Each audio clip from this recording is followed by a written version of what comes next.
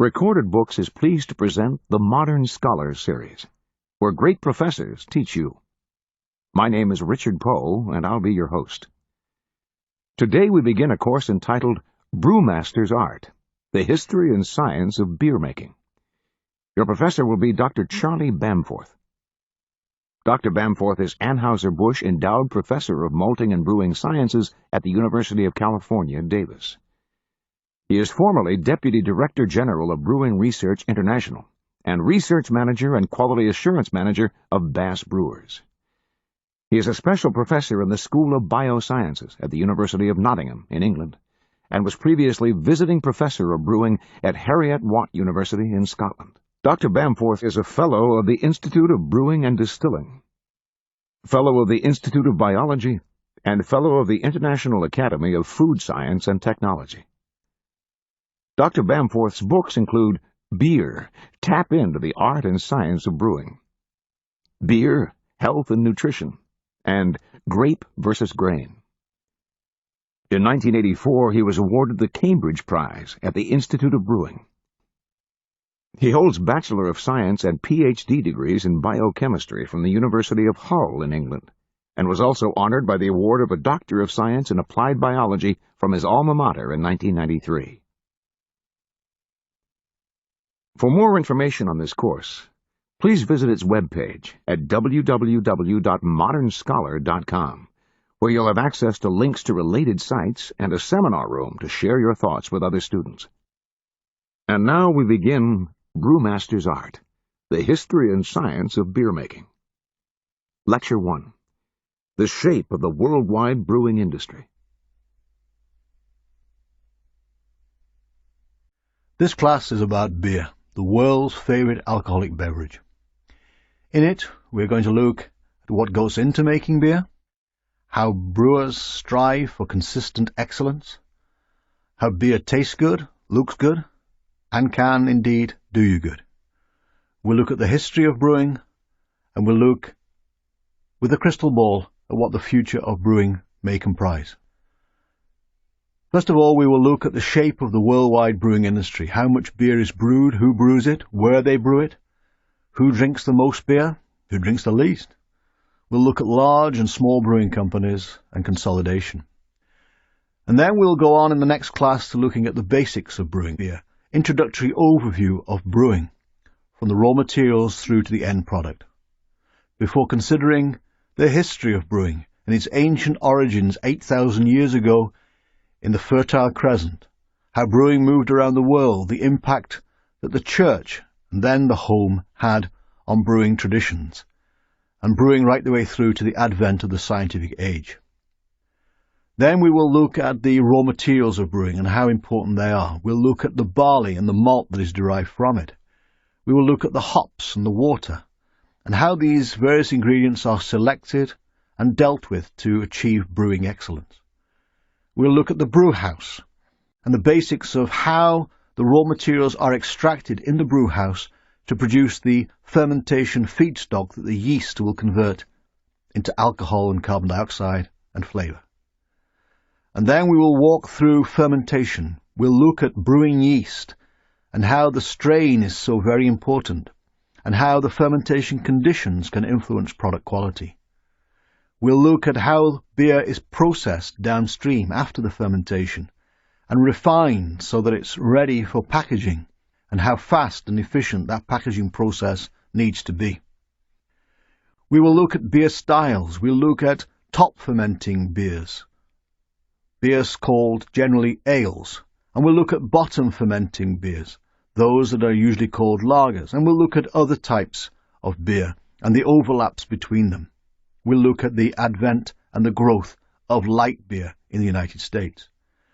And we'll cover the quality of beer, the flavour of the beer, and how other aspects of product quality, the foam and the clarity and the colour, all influence beer perception and beer taste. And we'll consider how beer is inherently unstable and the changes that can take place in beer over time. We'll talk about how beer is relatively, but not totally resistant to microbiological attack. And then we'll look at beer in the context of health and wholesomeness. we'll consider the nutritional value of beer, and we'll talk about how beer in moderation can make a useful contribution to a healthy lifestyle. We'll talk about beer with food, and we'll talk about how beer compares with wine in the perception and in the reality. Then we will look at the United States brewing traditions and the history of brewing in this great country, and the growth more recently of the wonderful craft brewing sector. And then finally, we will look to the future. We will consider how science has impacted brewing as it is now, and we will consider how science will impact beer as we look forward into the later 21st century and beyond. That's looking forward. Let's start with a statement from way back from the days of ancient Egypt. The mouth of the perfectly happy man is filled with beer.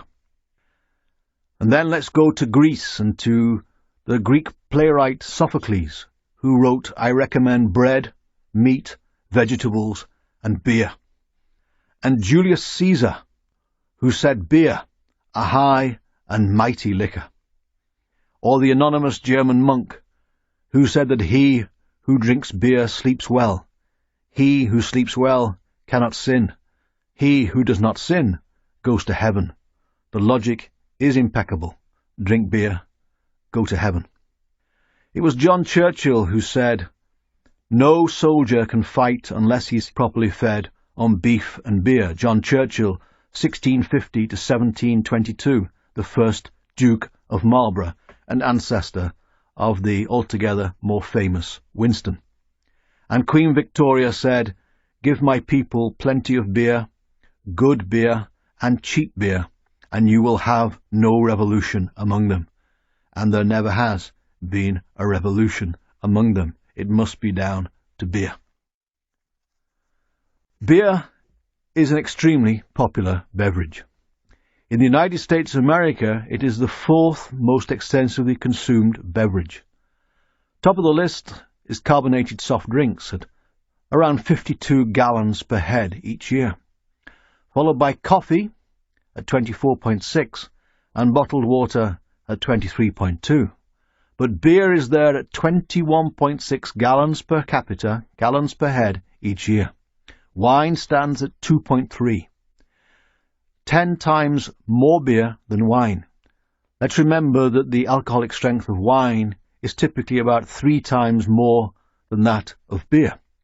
So it does show that if you do it on a percentage alcohol basis, a lot more beer than wine is consumed in the United States of America. It is a very popular beverage. Of course, beer is drunk globally. In countries like Germany and the Czech Republic, it is the drink on the dinner table. It's the drink of choice, and many other occasions as well. It is, in those countries tolerating alcohol, the drink of relaxation, the drink of moderation. The biggest market for beer in the world is China. At the moment, they are producing more than 250 million hectolitres of beer every year. It has been a phenomenal growth story over the last 20 to 30 years. And they surpassed the United States as the biggest beer country about 5 years ago. Individually, Chinese people do not drink large quantities of beer. They typically drink about 16 litres per head per year, substantially less than the 84 litres per head consumed in the United States. But of course, the Chinese population is immense. Other big brewing countries, of course, are Germany, where they consume 127 litres per head, and then next comes Brazil, Russia, Mexico, and Japan, all of whom, in all of those countries, consume considerably less than they do in Germany. But they all have large populations. The country where they consume the most beer is the Czech Republic. And although it's a comparatively small industry at 80 million hectolitres per annum, the per capita consumption is 161 litres per head. It is a very popular beverage in the Czech Republic. The brewing industry is marked by tremendous consolidation. And the merger of brewing companies worldwide means that 55% of the 1.55 billion hectolitres of beer brewed worldwide in 2004 came from just 10 companies. By the way, accumulating some of this statistical information takes some while, so the data does get dated a little bit, but still at least 55% of the world's brewing capacity comes from just a handful of brewing companies. The largest brewing company in the world is Anheuser-Busch InBev. In 2008, there was an acquisition of Anheuser-Busch by InBev. That is a remarkable story. The Interbrew company in Leuven, Belgium, had a flagship brand known as Stella Artois. Interbrew started acquiring brewing companies around the world. Their first acquisition was Labatt from Canada, the producers of the famous Labatt Blue. InBev then bought Beck's in Germany, and they also acquired Whitbread in the United Kingdom and Bass in the United Kingdom. The UK government decided that was a monopoly, and InBev or Interbrew were obliged to sell half of Bass to Coors. So the Carling Black Label brand, the largest brand of beer in the United Kingdom, was sold to Coors.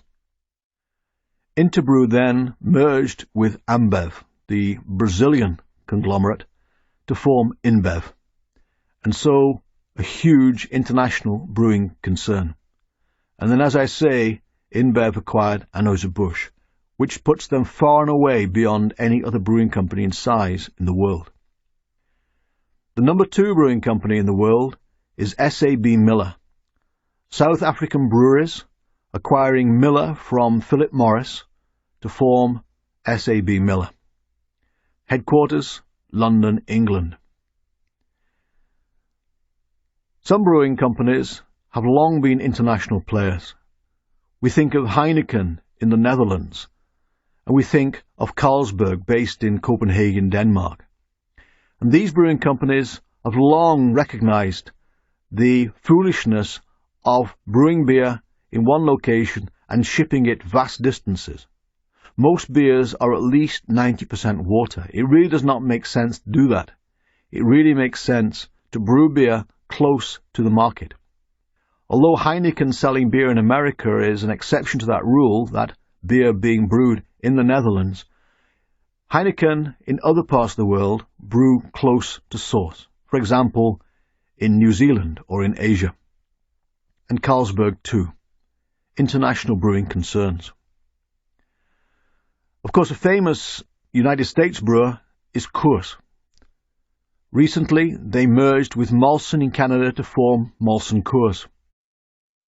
But even more recently, Coors and Miller have merged their United States brewing interests to form Miller Coors.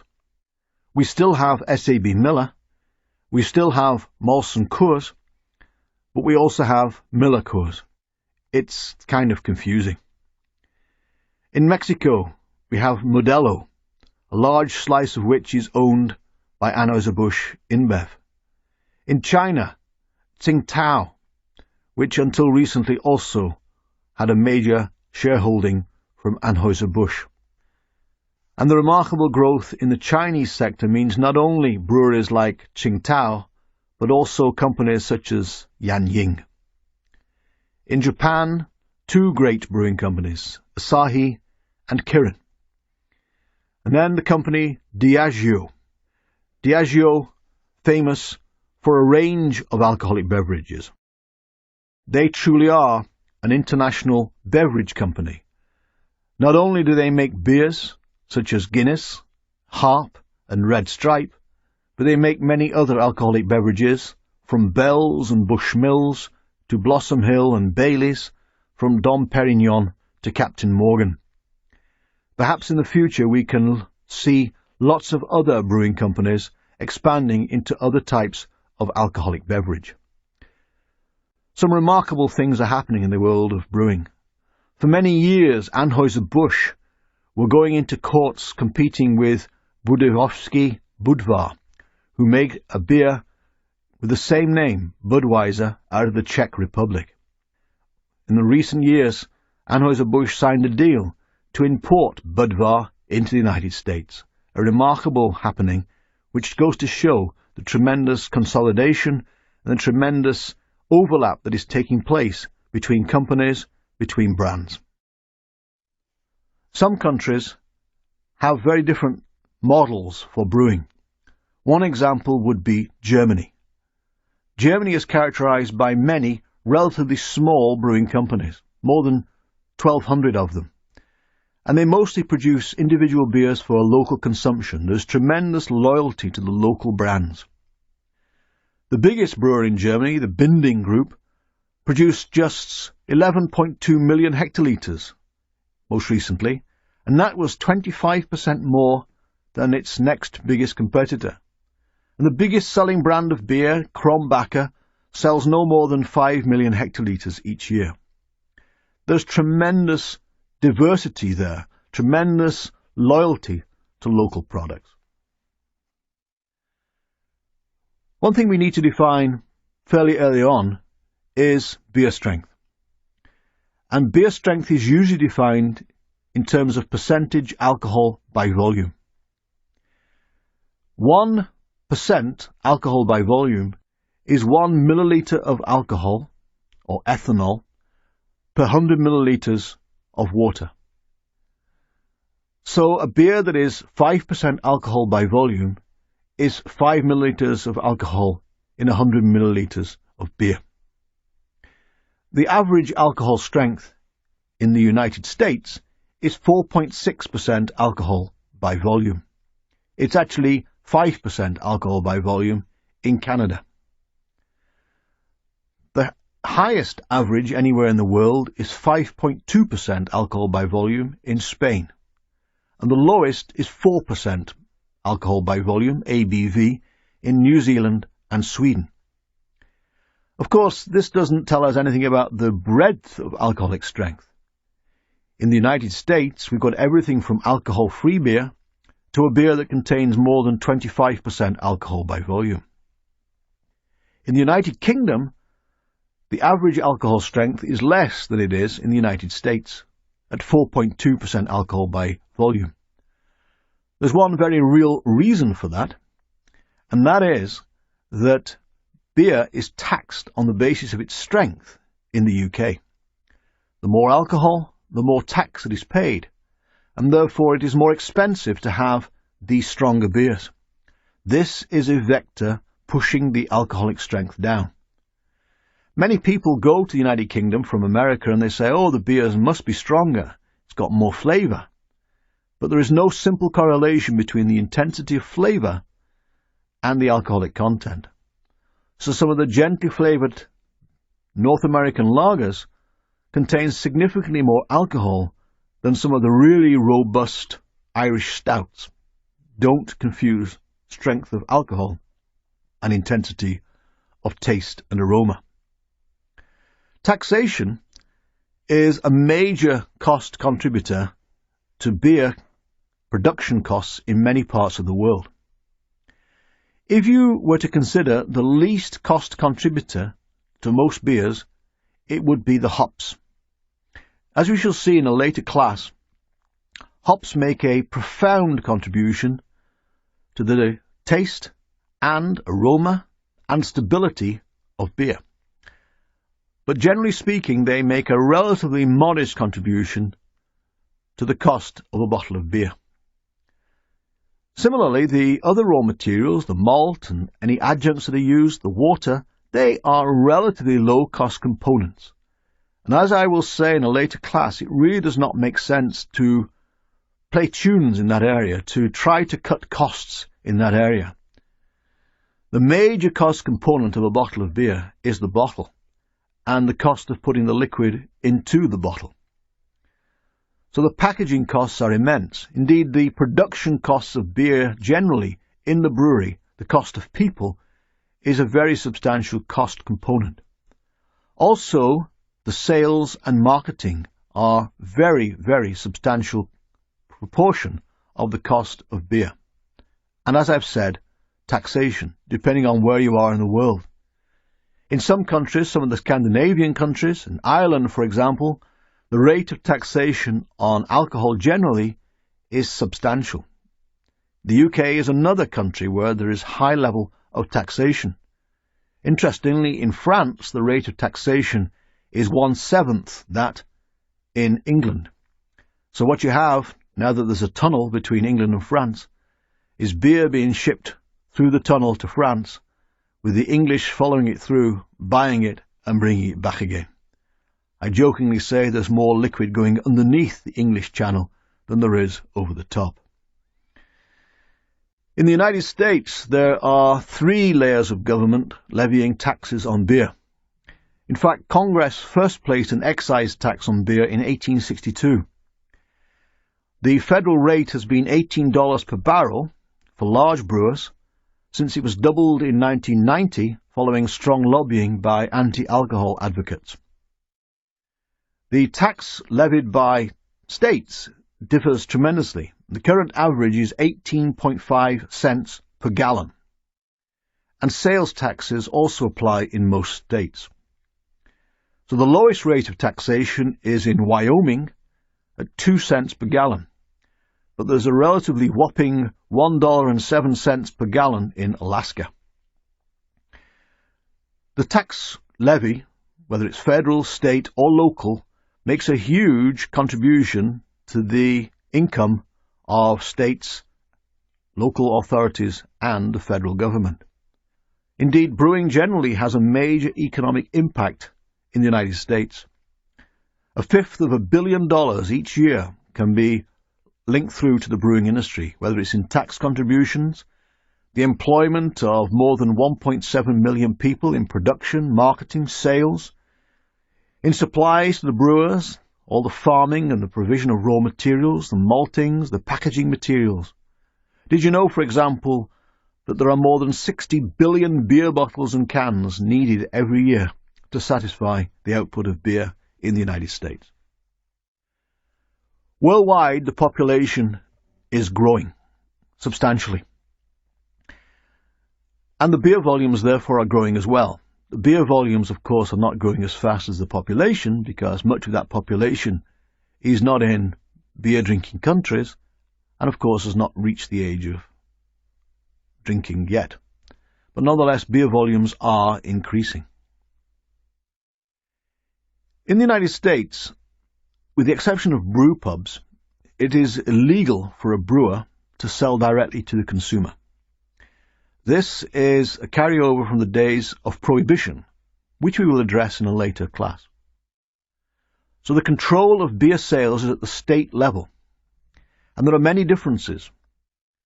For example, in Utah, no beer for sale can be in excess of 3.2% alcohol by weight. Now let me explain the difference between percentage alcohol by weight and percentage alcohol by volume.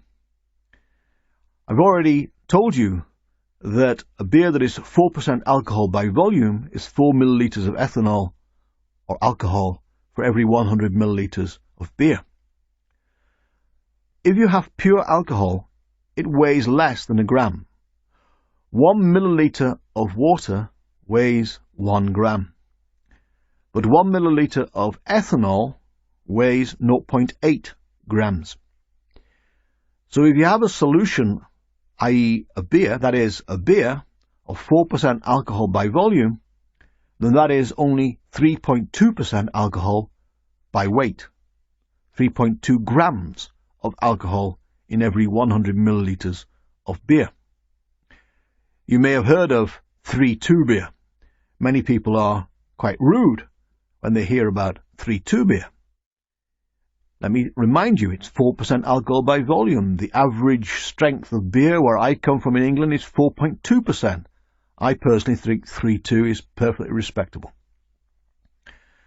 But again, in Utah, no beer for sale can be in excess of that 3.2% alcohol by weight unless sold in state-owned stores.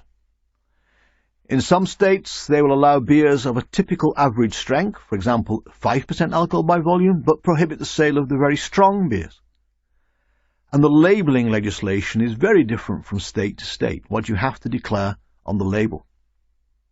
But in all states, there is by law a three-tier arrangement. There is the brewer, that is the supplier. There is the distributor, in other words, the wholesaler. And there is the retailer. Most distributors deal with products from different brewers, but a given distributor is likely to particularly deal with the products from one of the major brewers. And this is one of the challenges of getting your beer into the marketplace. If you are a small brewer, hopefully setting off in the world of brewing in the United States, unless you have your own outlet, your own brew pub, if you're trying to get onto the supermarket shelves, it is a great challenge because those distributors probably don't want to take yet another beer. They've got already quite a lot of beers to deal with, thank you very much. The top 5 beer drinking states in terms of gallons per head are these. Top of the list is Nevada, where they drink 33.2 gallons per head each year. They are followed by New Hampshire at 30.7, Wisconsin at 27.6, New Mexico at 26.8, and Texas also 26.8 gallons per head each year. They drink the least in Utah at 12.4 gallons per head. So that's almost a third the amount they drink in Nevada. In Connecticut, it's 17.4 gallons per capita, New York 17.5, and New Jersey 18.4 gallons per head. So what are the biggest selling brands of beer in the United States? Number 1 is Bud Light. Indeed, the light beer sector, as we will soon find out, is comfortably the biggest beer style in the US. Everybody over here is so health conscious. So Bud Light, number 1. Number 2 is Miller Lite.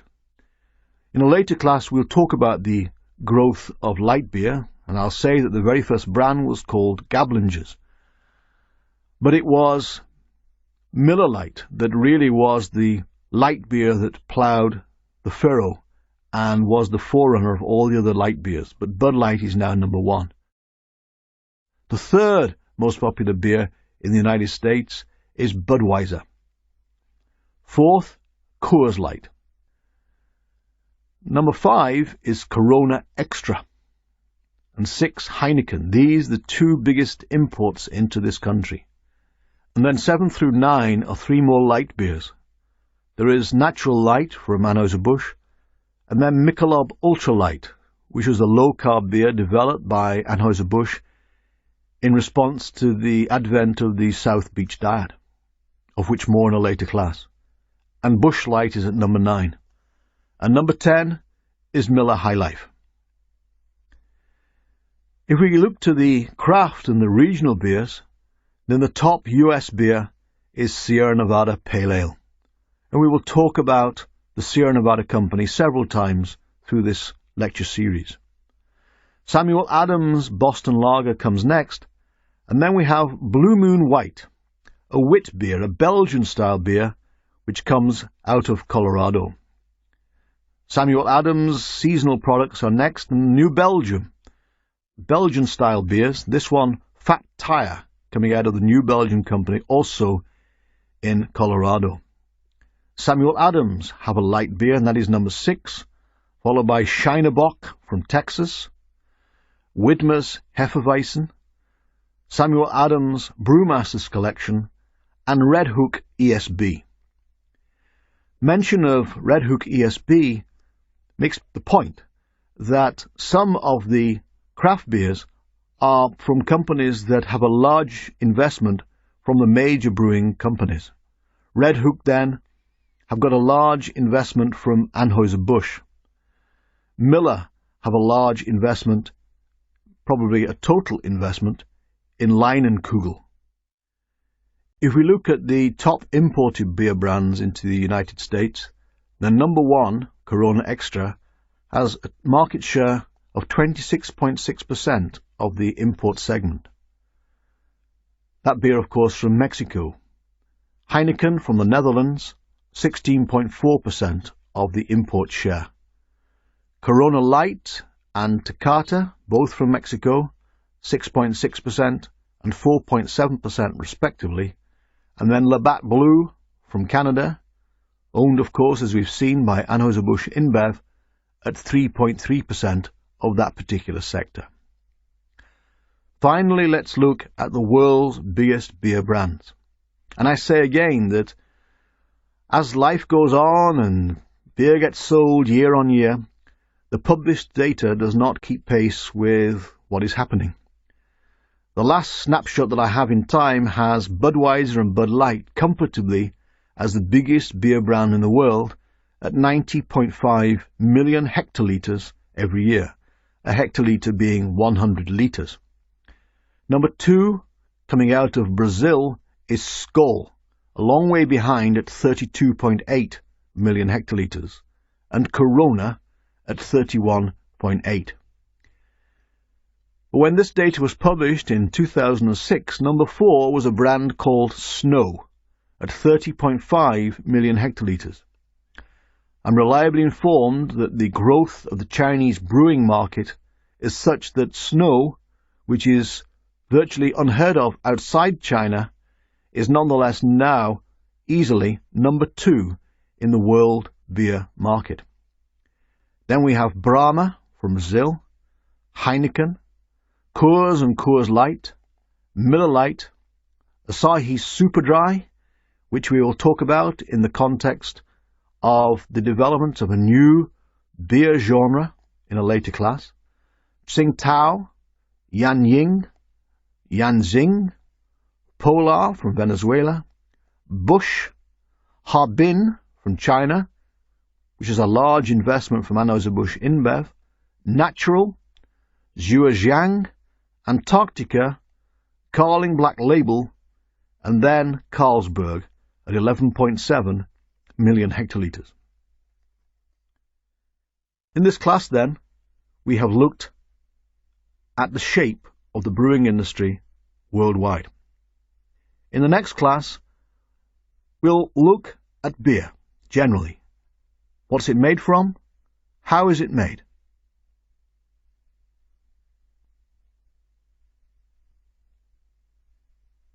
This ends Lecture 1. Brewmaster's Art, The History and Science of Beer Making, Lecture 2, The Basics of Brewing. Let's look in this class at beer and how it's made. And we've got to ask the question first of all, what is beer? Well, if you look at the Merriam-Webster dictionary, it will say that it's an alcoholic beverage usually made from malted cereal grain as barley, flavoured with hops, and brewed by slow fermentation. I take issue with the brewed by slow fermentation because, as we shall see, brewing and fermentation are two successive stages, in fairness, in the production of beer. But what the statement does tell you is that, we've got something that's based on cereal, and that hops is a flavouring agent. If I ask a lot of people, hey, what do you make beer out of? They say, you make it out of hops. And they've got this misguided opinion that that's basically the sole raw material. It's not. Hops is, as we shall see, the spice of beer.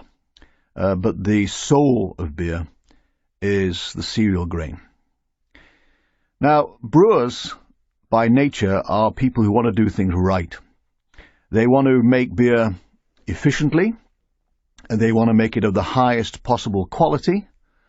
They want to make sure it's safe and wholesome, and they want to make sure that it meets the customer's drinking expectation, their convenience, whether it's the location, the package that it's in, or what have you. When we talk about efficiency, then brewers are concerned with yield. Of course, like anybody else, they want to make the most of the raw materials they've got. They want to make as much beer as they can from the raw materials that they buy. And when we talk about that, we need to consider things like the capacity. How big is the brewery? How many vessels do you have? Are you using them efficiently? And are you using them to the lowest possible cost? Are you actually getting the most beer out for the least cost input without jeopardizing quality? And when we talk about quality with beer, we are talking about consistency. You know, in the world of beer, we thrive on this word consistency. We expect that the customer wants to have the beer that he or she is anticipating. And then when they open a bottle of the beer, it should taste and look exactly how they expect it to. We don't have the concept of vintage in the world of beer. There are no surprises, or there should be no surprises. And so we need to make the beer which has got the right foam quality, the right head on the top of the beer. And we'll look in a later class at this and all the other aspects of quality and what goes in to ensuring that that quality is achieved. The beer needs to have the desired clarity. Most beers are relatively bright and clear, but some, of course, are cloudy, turbid, and they have particles in them. We need to make sure that the expected degree of clarity is always present. The beer needs to have the correct colour. If you have a beer that is darker than it's supposed to be, then people will think that it tastes differently. They will judge it as tasting differently. I myself have added a flavourless dye to a lager beer and made it look like an ale, and everybody now starts tasting it as if it was an ale and saying it tastes like an ale, even though it doesn't have any difference in taste whatsoever. So people need to know that the beer is of the right colour, and that will influence their choices. The flavour itself needs to be absolutely right. And beer, most beers anyway, are never better than when you first of all put them into the bottle or the can or the keg. Most beers start deteriorating as soon as they are packaged. So you need to look after the beer, and the brewer tries to make sure that the beer will have the best possible shelf life. We'll make sure that it will survive as long as possible to delight the customer. Beer is an inherently safe and wholesome material, as we shall see in a later class, which is not to say that there aren't some risks, and brewers go out of their way to make sure those risks are minimized. And as I've said, we need to make sure that the package, or the beer generally, is delivered to the customer to satisfy their drinking convenience. So what are these alcoholic beverages, of which there are many types that you know? All alcoholic beverages are produced by a process called alcoholic fermentation. The basic equation for this shows that one molecule of sugar is converted into 2 molecules of alcohol and 2 molecules of carbon dioxide. Now, brewers use different synonyms when they describe alcohol. The alcohol in beer and the alcohol in other alcoholic beverages is ethanol or ethyl alcohol. Many of you will have heard and read about fuel alcohol. It's the same molecule, ethanol. But of course, there's a difference between fuel alcohol and potable alcohol, which is the type that we are concerned with in the production of beer. So it's the alcohol that gives us the warm, contented feeling in beer, and of course it's carbon dioxide which will give us the bubbles. That is the basic equation of alcoholic beverage production. A molecule of sugar giving 2 of alcohol and 2 of carbon dioxide. Now, if those sugars come from grapes and are fermented, then of course we produce wine, a fine beverage. But if those sugars are from grain, and we produce then beer, which I would humbly suggest is a better beverage, but I'm biased. The basic 4 ingredients of most brewing processes are malted barley, hops, yeast, and water. As you shall see, there are some alternative cereals that can be used, but most beers in the world are based on malted barley.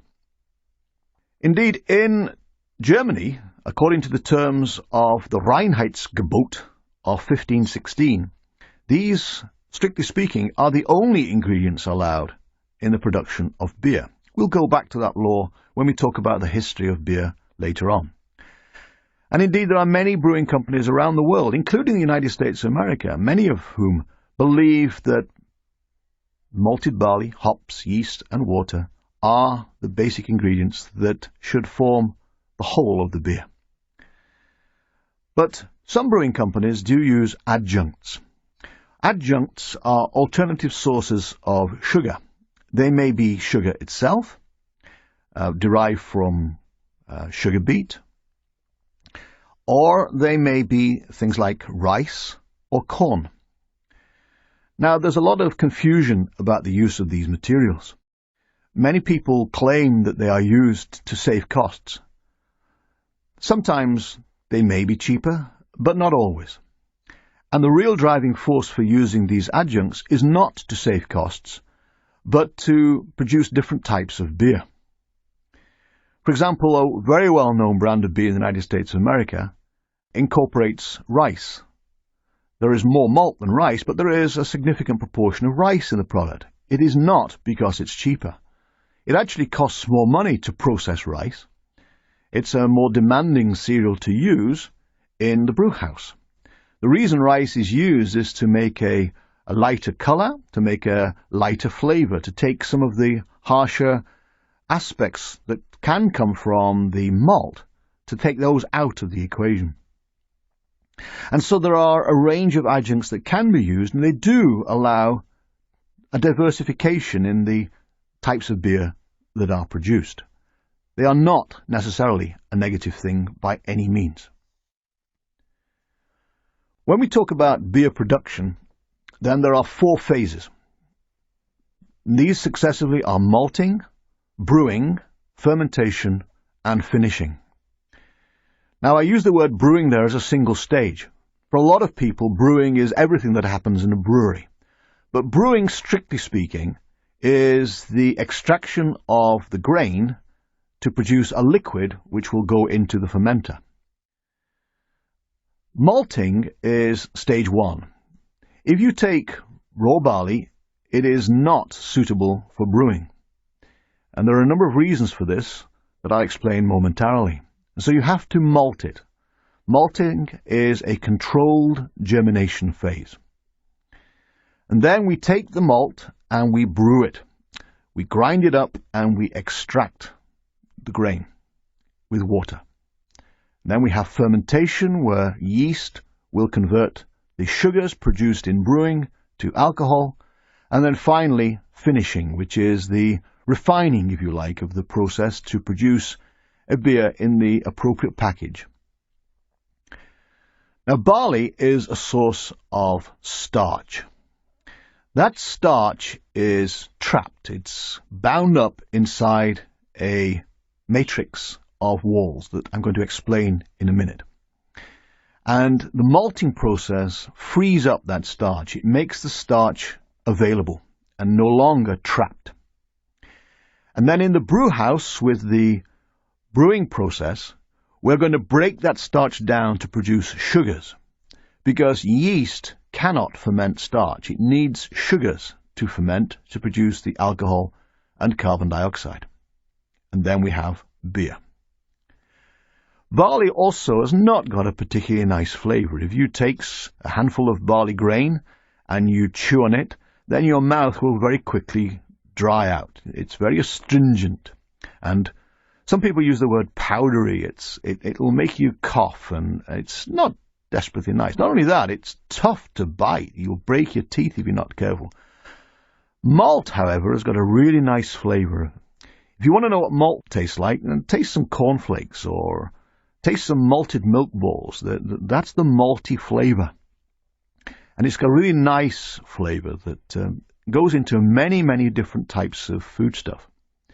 Here, of course, we're focusing on the contribution that malt makes to beer flavor, and that's a good one. When we have wort, we extract the liquid, which is called wort, from the malt. Then we have, once again, a kind of raw flavor. And part of that is due to the hops that we put in. At that point, it's very raw, it's very coarse. Actually, the smell of a brewery, that's what you can smell, the wort that is boiling in the brewery. And then the yeast cleans that up. And the yeast itself will release some flavor compounds. And now we have the sublime beery flavor. And that's what we're in search of. So the malt and the hops all contribute to this beer flavor, as does the yeast and the water, as we shall see. Indeed, the raw materials contribute to the other aspects of quality. Much of the color and the foam, for example, derives from the malt. And the stability is influenced very much by the selection of raw materials. So the raw materials and the process influence every manifestation of beer quality and yield. So let's start by looking at barley, the soul of beer. And when we're talking about the barley, what we're talking about is the grain on the ear. We're not talking about the stalk or the stem that holds the barley plant up. It's important to keep that grain off the ground in the field, but we're talking about the seed, if you like, the grain on the ear of the barley. Now I want you to imagine a football. I'm talking now about an American football. I'm English. Footballs for me are spherical and you kick them. But footballs over here are the shape of a rugby ball as we would have it in England, but an elongated shape. So imagine that, and that is the barley kernel, or the corn, as we call it. Some people use the word seed. We try not to use the word seed in the brewing industry, because seed is what is going to go back into the ground to grow the next barley plant. When we harvest that grain, and we're going to make malt out of it, and beer, then we're talking kernels and corns. Hard, with an unpleasant flavor. And picture it, if you will, there's the outer tough layer of this grain, the individual grain, which is shaped like a football. And that outer layer is called the husk, or the hull. That husk or hull is very important in traditional brewing processes because it is going to form a filter bed in the brew house. We like to preserve it because it is going to go forward into the brewery, and the liquid we produce in the brewery is going to be filtered through it. So we like to keep it intact to improve and make sure that filter process is very efficient. The husk also provides some protection. Also, it actually helps in the malting process because it helps prevent the individual grains from sticking together in the malting process. Some other cereals don't retain their husk, things like wheat. And so if you try to malt wheat, which many people do, of course, to make wheat beers, then it's a rather more challenging operation in the malt house. Underneath that husk is a waxy layer. It's actually called the pericarp tester, but let's not get hung up on words. But that waxy layer prevents water and anything else from getting into the grain. Everywhere except a little hole at the far end of the grain. So look at that football in front of you and look to the left of it, and you'll, in the barley grain, find that there's a little hole there called a micropyle, and that is where all the water gets into the grain. And the first tissue that it will encounter when it enters through that little hole is the embryo. The embryo is a relatively small part of the barley grain. It's the baby plant, of course. And it occupies just a tiny fraction of the barley kernel. The bulk of the barley kernel, the barley corn, is the so-called starchy endosperm. This is a tissue which, as the name suggests, consists primarily of starch, and that, of course, is what we are interested in. It's the food reserve for the embryo. And when the embryo grows, that starchy endosperm is going to be burned up and consumed, and it's going to feed the growth of that baby plant. One other tissue I'd like to draw your attention to, and that is a thin layer of cells that surrounds the starchy endosperm, and it is called the alurone. Now, the alurone is the tissue that makes the enzymes. Barley, raw barley grain, contains very few enzymes. And brewing is all about enzymology. And in the malting process, we want to make those enzymes that are going to break down the starch and other components as well. Those enzymes are not made in the starchy endosperm. The starchy endosperm is not able to make enzymes. Those enzymes are made in the alurone. If we look at that starchy endosperm, then it's a mass of cells. If you picture a honeycomb, think of a honeycomb, then that's basically what it looks like, a mass of hexagonal cells in cross-section, each of which is packed solid with a starch inside a matrix of protein. So each cell has a wall around it, and packed inside that wall is protein. And embedded in that protein is starch in the form of little bullets, granules, tough little pockets of starch that are packed inside the wall. And how do you get to that starch? Well, I liken it to eating a Snickers bar. If you buy a Snickers bar, the first thing you do is take off the wrapper. And that is the equivalent of taking off the wall. And inside you'll find the chocolate, that is the protein, and you find the starch, and that is the nuts. That is where the analogy breaks down, because when you eat a Snickers bar, you don't nibble away the chocolate and leave a pile of nuts. You eat the whole thing. But what the barley does is it strips away the wall, and then the protein is eaten away to leave the starch. And that's what we want. We don't want to lose the starch in the malting process, because the starch is going to give us the sugars that we're going to give to the yeast to convert into alcohol. We don't want to waste it on barley growth.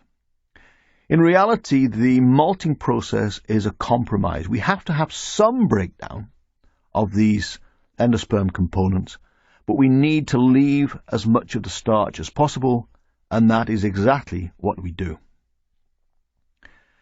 Now, the first stage in the malting process is to add some water.